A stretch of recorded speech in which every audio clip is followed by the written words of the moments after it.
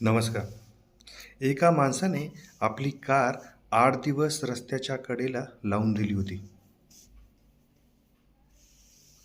8 दिवस झाले, पण कारला काहीही झाले नव्हते.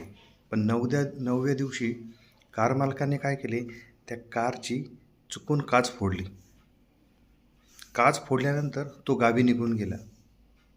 2 दिवसांनी जेव्हा तो गावाहून परत आला, तेव्हा कारचं दृश्य पाहून तो थक्क झाला.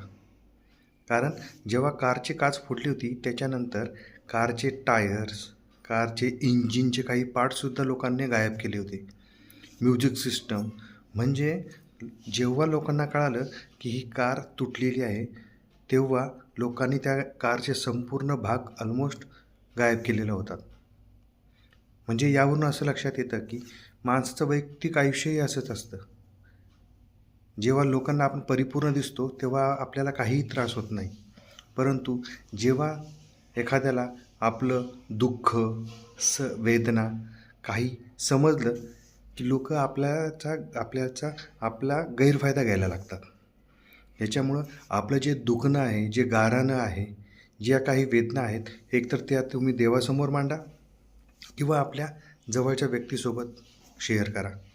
याने काय होईल, आपल्या दुःखाचं आपले तुटलेपण जाहीर होणार नाही आणि आपला गैरफायदा लोकं घेणार नाहीत. धन्यवाद.